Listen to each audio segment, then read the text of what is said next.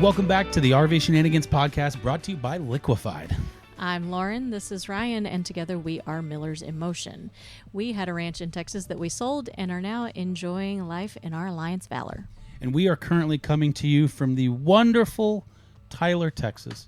Isn't it pretty? We are currently here for a horse show with Lauren, and yes, the windows are open because there's a pasture behind us. Mm-hmm. Fun fact, also, there's a dump tanker right there. So the park we're currently in doesn't actually have sewer service. So once a week, twice a week, something like that, Thursdays, that's all I know, they bring a pumper truck out and they remove things in a manual way.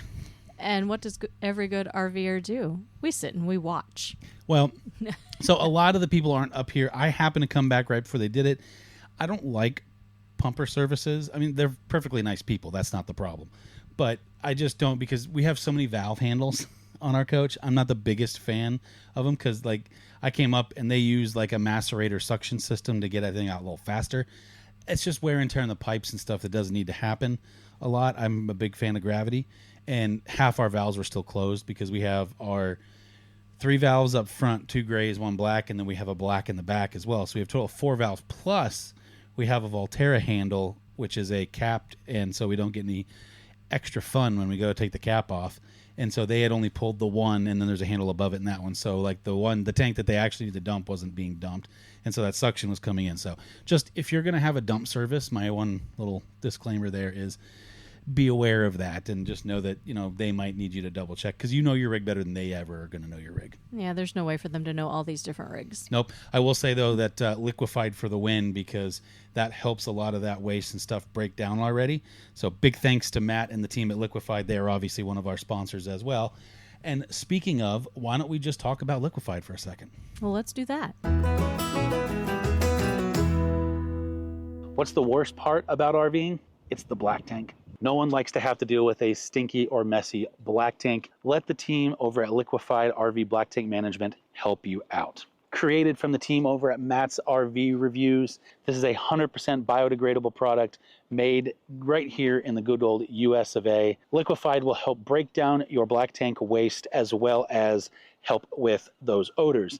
In addition to helping with those odors, it's got an actually really great orange smell to it. So not only does it help break down those odors, it also helps freshen the bathroom. One of my favorite features is actually this easy measure pour spout. Because it's designed this way, you don't have to bring in other cups or measuring devices of any kind. Dump what you need in for your size tank, put the cap back on, and you're done. To learn more about Liquefied RV Black Tank Treatment, you can visit liquefiedrv.com. Do us a favor, please support the brands that support us because they enable us to be able to bring you the podcast and the regular videos. To purchase Liquefied Black Tank Treatment, please see the link down below.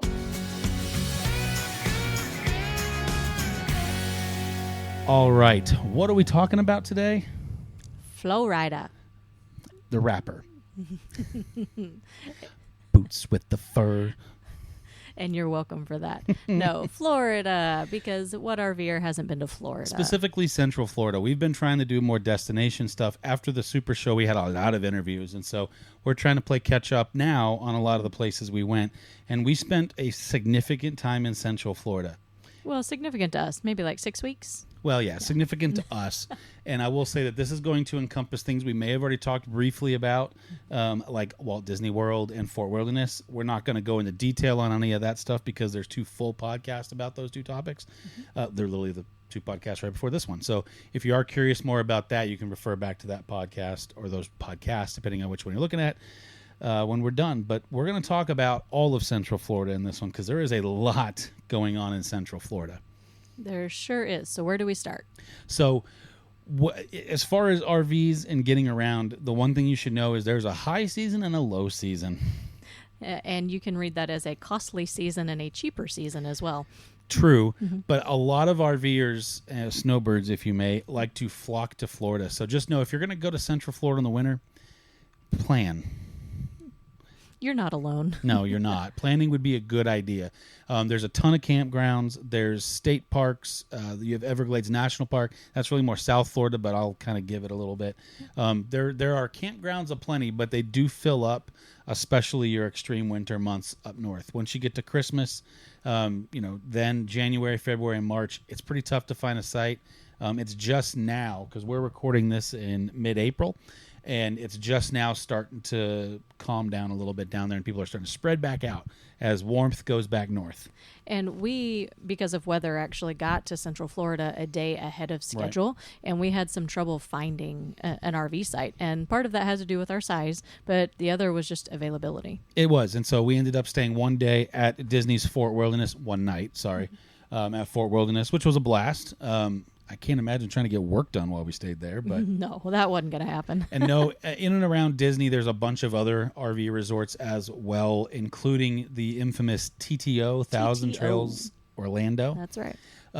That apparently, and the people that have stayed there, some of our friends have said it's one of those things you have to experience. Well, we're not Thousands Trail members, and that one's one of their busier parks, especially in the winter, and so that's probably not something that we're ever gonna never say never, but it's not something on the horizon that we're probably going to experience anytime soon. So why would someone want to come to Central Florida?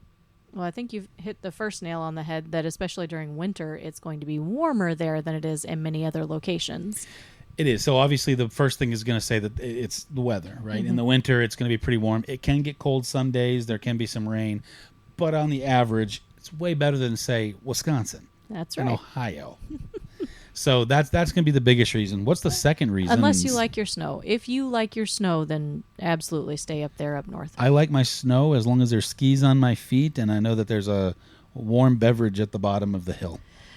So the other reasons are going to be some of your big attractions like Disney and Orlando and all Universal, that sort of stuff. And that's a whole lot of Orlando. There's actually quite a bit to do across all of Central Florida.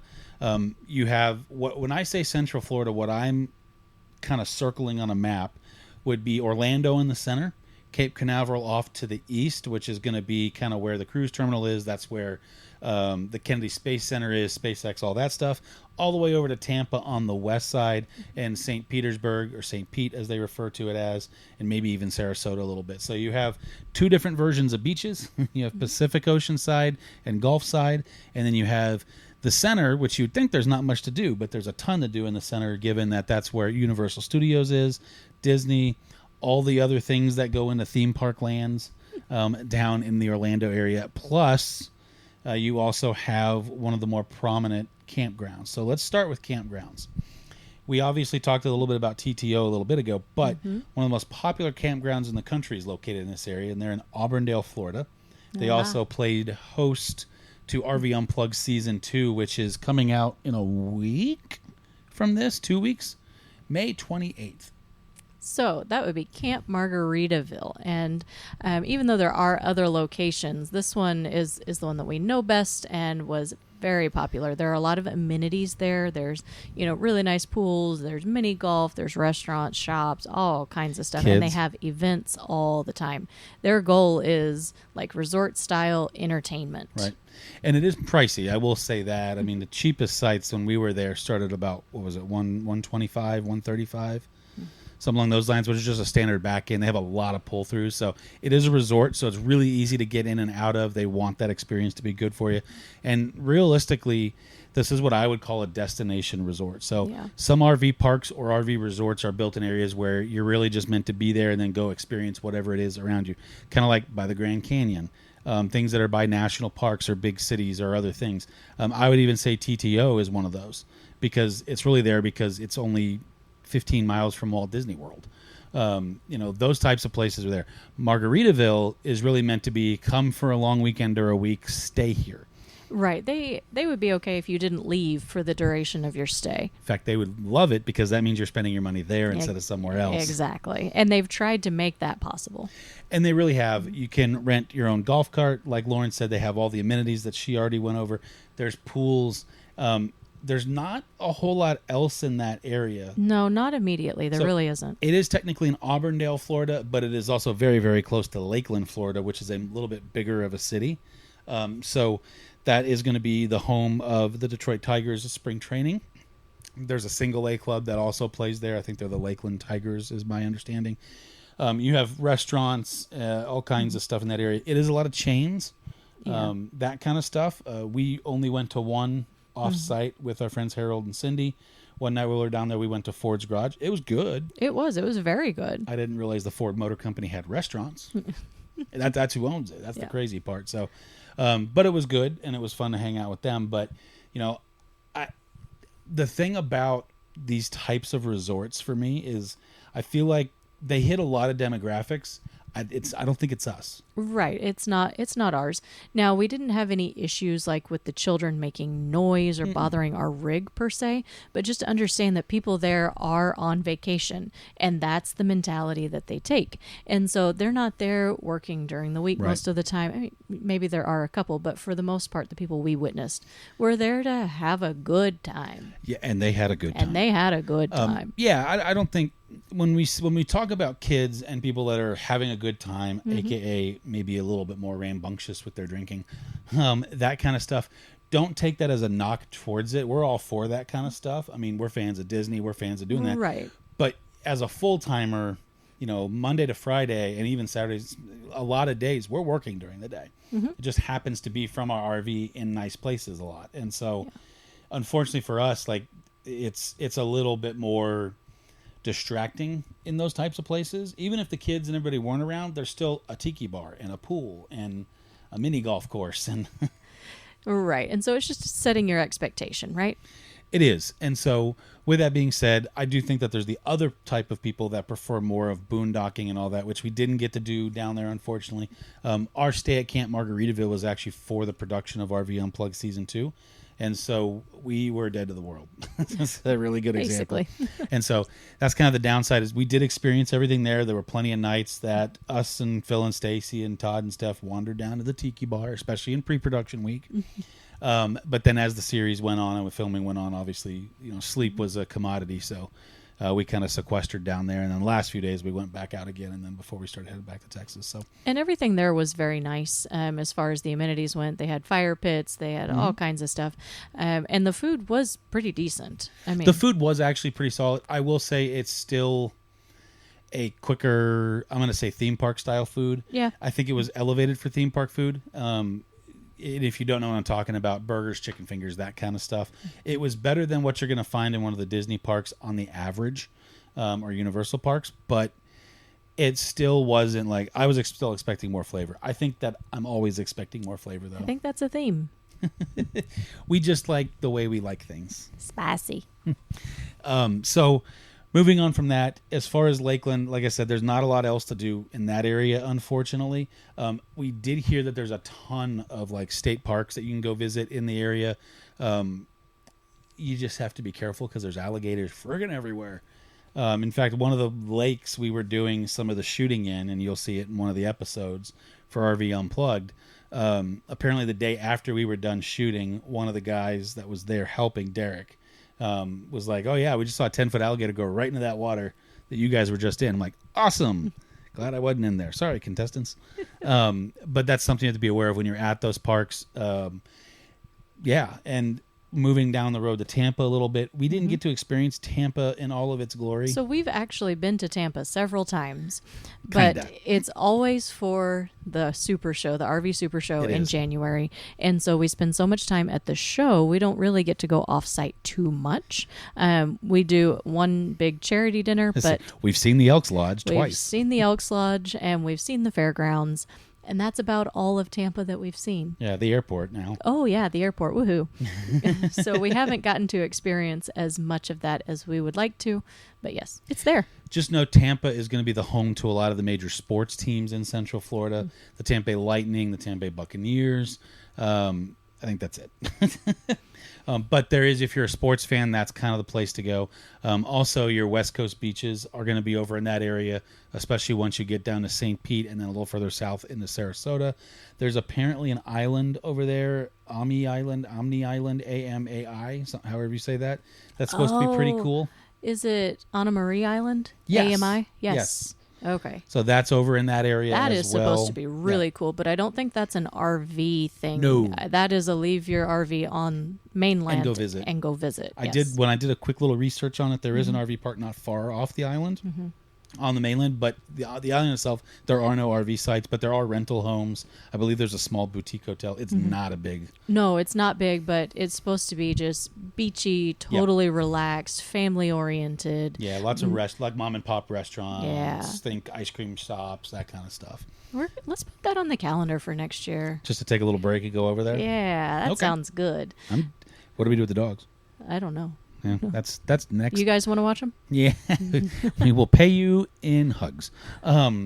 So another little tidbit, and some people are going to find this boring, but Central Florida is also home to the Stream Song Golf Resort. I did spend some time there.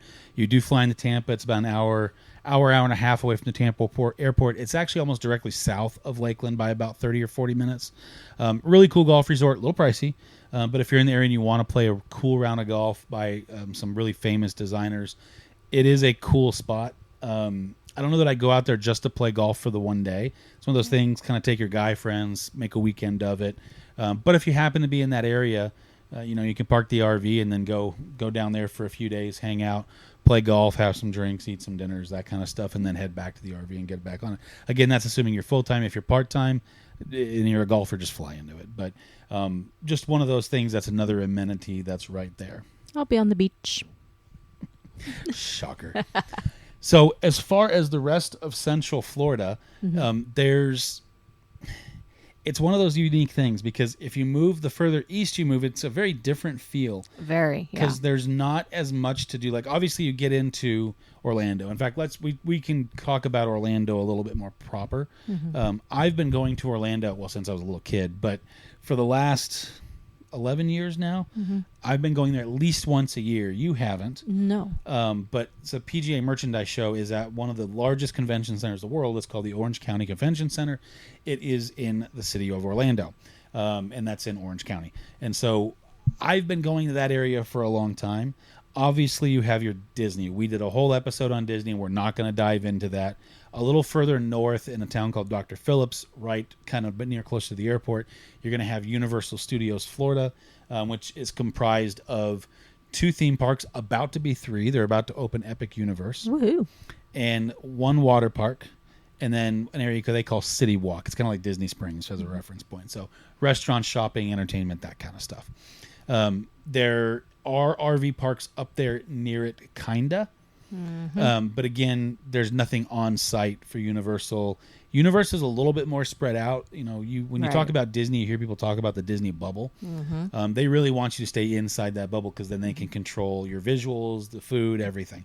And so you have Fort Wilderness, which is their main campground. Like I said, there's off-site campgrounds that are a little less expensive, but now you're outside that bubble.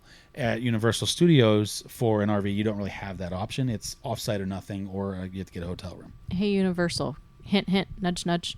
Well, I don't think they have room. They can find room. It's fine. They are lacking. Even their new theme park, their 3rd theme park's not actually attached to the other ones. It's not attached to the main resort. And their 2 newest hotels aren't either. So they're struggling over there as far as room. I think they pretty much capped out. Yeah, land. As far as the rest of Orlando, there's still a ton of stuff. There's what they call iDrive. This is going to be a little more niche-y. I don't even know Kitschy. the best. Kitschy. It's going to be things like the Madame Tussauds Wax Museum. Right. They've got the big bungee swinger flyer thingamajigger. That is fun. The Orlando Eye is there, which is their big Ferris wheel, that kind of thing. There's still a ton to do, and you can get one of those like passes. That's like what I city was passes, just going to say, yeah. where you can do a bunch of that stuff at a one fixed cost. And so from that perspective, it's kind of cool. There's not, the more into downtown you get, and this is true with most cities, just like Orlando, the more downtown you get, the less RV sites there are, or the less RVs you want to actually tow. Like, I wouldn't imagine towing down iDrive. Oh my gosh, no. There's no way I'd want to I barely do that. want to drive down iDrive sometimes. In fact, that's another thing. I wouldn't. Right. It's just so trafficy. It's not that it's bad. I mean, the only thing I can equivalent it to in my brain is like trying to drive down the Strip in Vegas. It's just so trafficy that it's not worth it sometimes. No, that's a good analogy. Just the hotels aren't as nice. Well, some of the hotels aren't as nice. There's a few that are good. You're also going to have a Top Golf down there. You're going to have a ton of restaurants. find the local stuff. That's the only thing I'm going to tell you is like, there are. It's Orlando. It's very commercialized with the theme parks. When you get off property, every chain restaurant and their brother has a place there. Yep. Try to find the off the beaten path places. Obviously, if you're staying at Disney or Universal and you're eating there, it is what it is. Those are technically chain places, but because they're specific to those parks, that's a little different. But avoid the Chili's, that kind of stuff. There's a place called Miller's Ale House. Oh yeah. Mm-hmm. Which I think they just call the Ale House. I'm trying to remember what people we know in the area have taught me, which is not much, but what? Ouch.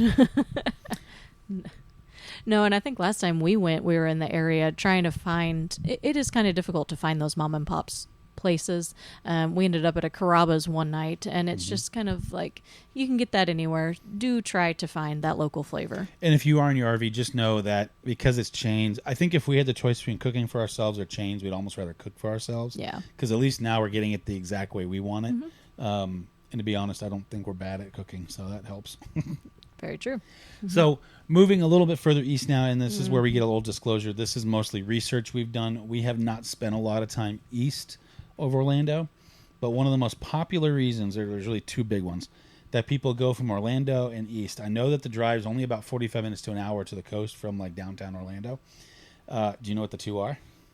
Well, I was hoping you were going to say the cruise port, because I would like to experience that one. What's the other one? We're going to come back to that. You got one. Space Center. Yeah, you got them. Science and cruising.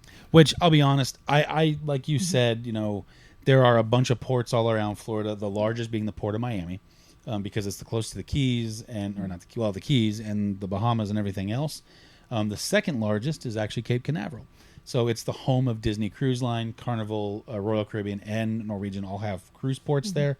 Then you also have the cruise port in Tampa. They only service, I believe, Carnival and Norwegian, and it's smaller terminals. The channel's not as big there, so they can't get the bigger ships in. So a lot of the bigger ships stay in Miami or in Cape Canaveral. So with that being said, the cruise port there, so that's a big reason, especially for Disney. Disney also has Disney Cruise Lines, and so there's a lot of people that will take a longer vacation, and they will do a stay at Universal Studios. Oh, no, they won't. They'll stay at Walt Disney World, and then they'll jump on a ship. So they'll do like 4 or 5 days in the parks, and then they'll do like a 3 or 4 night cruise. There's some people that do more. They'll do more on one end or the other, or they'll do 7-night or whatever. Does Disney still have like the transport that helps you get from one to the other? They do. It's a secondary charge, and so if you have reservations, they used to sell land and sea packages. They don't sell them together like that anymore, but you can still make them yourself. So like if you find a cruise you want to do, then you can book your Walt Disney World stay before or after. I think what was happening is they were flooding the parks too much because they always did pre or post, and I think they just said, and some people wanted to change stuff, that they just said, we're going to stop bundling it and we'll just let you do this. And if you do that, you can book the Disney Cruise Line transportation to pick you up from your hotel. The cool thing about that is they will pick you up from your hotel, but they will also take your bags from you there all the way to your stateroom. Oh, yeah. Okay. And so kind of like what the Magical Express used to do. Oh, back in the good old days. Right? Which, if you're not familiar with that, it was a bus service that Disney owned that would pick you up at the airport. But when you checked your bags in your home airport, you would put your own tag on it from Disney, and it was marked a certain way. And they had their own baggage handlers, I'm not really sure the term, that would get it and then take it to the park. So you never had to go to baggage claim to pick up your stuff. You just magically went to your hotel room. It took some time. It wasn't just instant. I mean, you'd be there for 3 or 4 hours. No, but you didn't have to wait at baggage claim. You got to go get on the bus, and everybody sang Mickey songs, and it was an experience. Please bring back the Magical Express. Well, and what I think they're trying to do is there's a company called Brightline, which is a train service line. There's a high-speed train now that connects Miami, Fort Lauderdale, and Cape Canaveral, and they just expanded into Orlando. Good. So the train track only goes as far as the airport at the moment. So if you are cruising out of Cape Canaveral and you don't have your RV and you fly into MCO or the International Airport in Orlando, you can actually jump on the Brightline train and go right to down there, and then you can take a bus or an Uber to your hotel or to the cruise terminal, depending on where you're going and when you got there and all of that kind of stuff. So as long as they play Disney music and we get to sing the whole way, I'm good. Headphones and a sound booth. So Cape Canaveral obviously is a big cruise port. all of those cruises you can catch there. I know that there's some RV parks that do allow storage. They actually specialize in that stuff to where you can suck your slides in and you can still power, but you're not on sewer water. It's a lot less expensive than a full site, and they're a lot smaller, obviously. But you can store your RV there while you go, which is a really cool thing because not always do you want to rent a whole site for a week while you're on a cruise kind of thing. Right. Assuming you don't have dogs and have to board them and all that too. The other thing that they're most well known for is the Kennedy Space Center. So this is where NASA has done most of their launches all the way back to the Mercury missions, which is pre the Apollo moon landings and all that stuff. So this combined with the Johnson Space Center in Houston make up most of NASA. Mm-hmm. They also now lease land out to SpaceX as well as other individual companies. So if you ever hear of like a Falcon 10 heavy rocket that launches or the Starlink satellites that launch, this is where they launch from. Woohoo! There is also the Johnson Space Center Visitor Center, so they'll take you through all the stuff. They have the rocket park. Both versions of the space centers in Houston and Cape Canaveral have this. Obviously in Houston, that's where Mission Control, the people that are in charge of the missions. Mission Control is, and so the launches and everything else is down in Cape Canaveral, so they're a little different. And we did get to look at the one in Houston. We did. And I will say that if the one in Florida is comparable or even better, it's a really neat experience, and it's something you don't see anywhere else. I believe it's better because the facility is just larger, and you actually get to go, assuming there's no launches, you actually get to go to the launch pads where like the Apollo missions took off and see that stuff, and then they have more of the things that actually went to space. I mean, don't get me wrong, they have plenty of it down here too, but because a lot of it landed here, like all the space shuttles, this is where they landed, was Cape Canaveral. And so, they have their own shuttle. I believe Atlantis is the one that's on display there. And admittedly, I am a nerd, but I'm not a space nerd, and I found it really neat. Yeah. I think it's one of those things that I don't know that I'd drive all the way from Orlando just for the Space Center, but if we were doing a cruise... Oh, see, I think I would. Oh, would you? I really thought it was that once in a lifetime. I'm not a space nerd. I'm not a space nerd. But I would drive an hour just to do this. Facts. So the way I would do it personally is if we were going to do a cruise, I'd go a full day early. Kind of like what we did. So we took an Alaskan cruise and we wanted to see Seattle. Spoiler, we didn't care for it. Not that we don't dislike Seattle, but it just wasn't our cup of tea. Right. We went out a full day and a half early. So we landed, we had the whole next day, and then the next morning we got on the ship. So we had a whole day to explore Seattle. That's how I would probably do Cape Canaveral. Yeah, that makes sense. Or, a few days at Disney. That's more like it. Then take the train over, because that sounds like more fun than a bus. There we go. And then, I don't know how long the Kennedy Space Center and all that stuff would take, but... So let us plan your vacations and let us live vicariously through you. Or we could just go do it.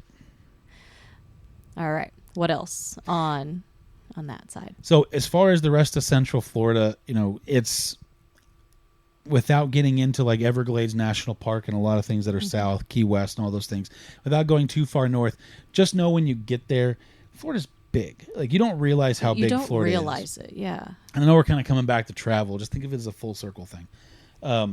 But it's funny because you cross the border near Alabama, Georgia, and all that into the for us coming from Texas, up in the Panhandle, and you're like, we're in Florida, and then you have another day and a half of driving to get to Central Florida because so true. Well, it's for us, it was 6 hours across Florida and followed by another 4 hours south of Florida, and so there's not. It's kind of like Texas. Texas in that way is depending on where you enter and exit the state.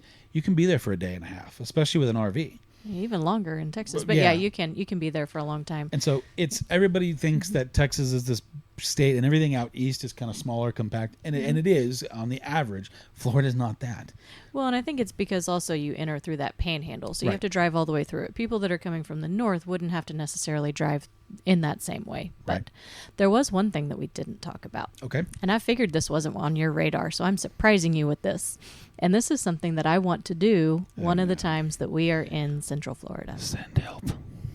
Yes, because it's a protected event, and I'm not sure where else in the world that you can do this. I want to swim with the manatees. You can swim with them? Yes. For some reason, I thought you could go with them and you could kayak around, but you couldn't swim with Well, them. maybe you can kayak with them. I want to be in the water with the manatees. That is something that there's a lot. And there is another thing we're going to talk about, too, that I also forgot about. Oh, yeah. So, yeah, obviously, a lot of places in Florida, the water stays warm in the winter. And so a lot of sea life migrates there Yes. from the north, and manatees being one of them. As the Gulf gets cooler and the areas that they're in, they swim to all the little inlets that stay warmer, and they kind of hang out in there in the summer. Yes, but they are protected and you can't just jump in and swim with them. And so there are certain dedicated programs. Please don't just jump in and pet the manatees. Like a spider monkey. So that's my disclaimer. But there are certain programs and places that will guide you with that. So depending on where you're staying, just know you could probably just Google it and find a whole bunch more information than I currently have. Between an hour and 2 from where we were staying. Yeah. So in addition to that, if you are into horses and all that stuff, Ocala is a little bit of a capital of that. it sure is. There's the World Equestrian Center, and fun fact, they have RV parking.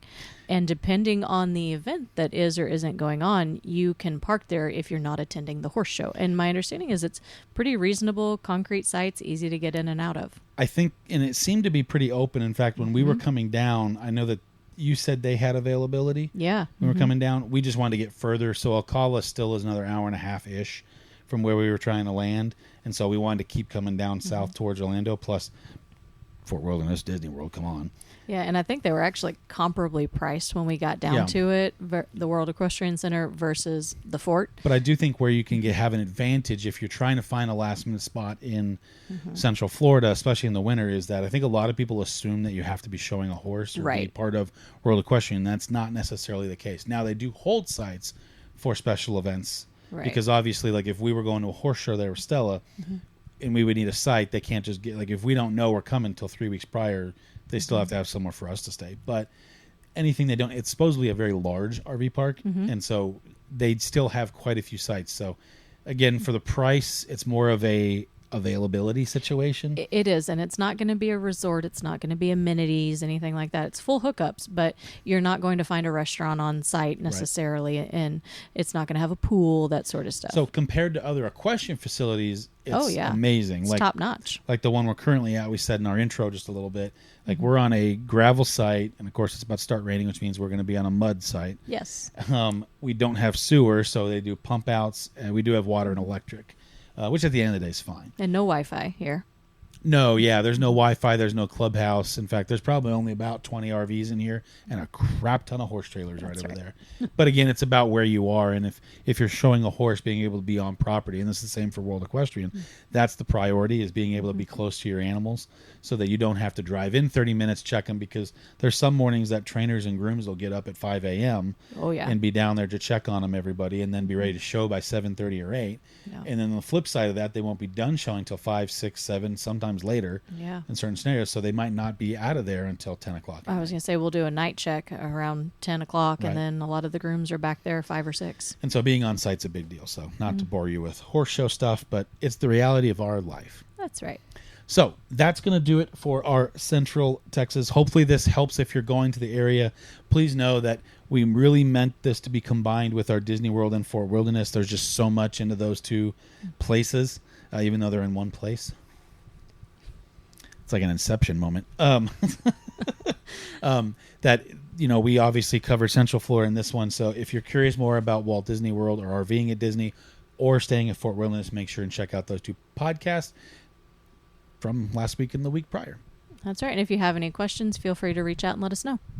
Also, this is coming out early enough now. If you are going to be coming to the 2024 Alliance National Rally in Indiana, we would like to hear from you. Yes, please. We are more than likely, I almost don't want to say this, doing at least one live podcast from there some way, somehow. Well, that sounds like a good plan. I'm excited for all those details. The problem is I haven't been given those details. So I just know we've been asked to do it. I said we'd love to do a podcast. This is not Florida RV Super Show situation. We're doing 3 a day. We're going to do one. We will do it live. And we're going to do something a little bit different. We want it to be more of a listener Q&A style show. So what we want is, if you are coming to the National Rally, reach out to us. We'll let you know as soon as we know what time and where on the grounds we're going to be. And we're actually have mics set up in the audience so you can come up and ask questions. And we're going to get a handful of people to come have the show with us, like some people from Alliance and maybe some other friends that happen to be in the area as well. I know Matt's going to be there. Mm-hmm. And allies with you guys being there, if you have a topic you want us to cover, make sure to let us know. Or a guest. Ahead of time. If you have a specific guest you'd like us to chat with at the show, it's going to be one of our longer shows, probably close to 45 minutes to an hour. Last time you said that, we were in here for nearly 2 hours. It happens. It happens. That's Phil's fault. I'm I'm jumping on the bandwagon. That's Phil's fault.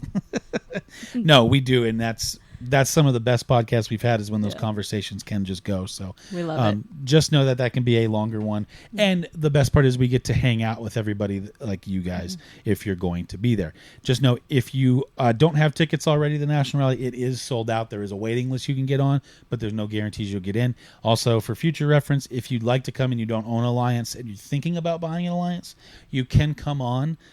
They do have what they call other brands category, which is essentially where you can come, you have your own lot, and so whether you have, well, it doesn't matter what brand, any other brand, you can still come experience it. That's what I did last year. Yep.